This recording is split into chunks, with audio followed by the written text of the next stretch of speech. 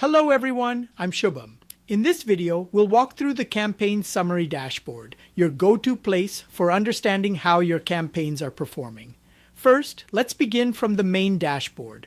Then navigate to the Campaigns section using the left-hand sidebar. This is where you'll see a list of all the campaigns you've created. To see the summary for any specific campaign, just click on it. On the Campaign Summary page, the two most important metrics you'll see are the No of Campaign Viewers and the No of Campaign Completions.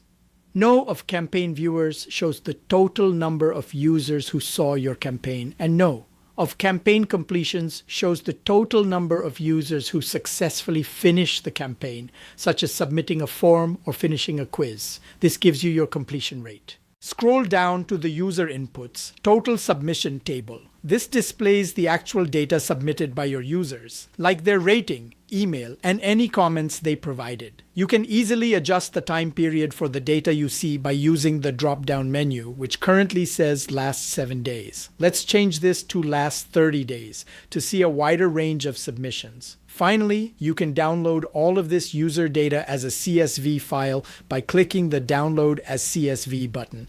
And that's your quick tour of the Campaign Summary Dashboard.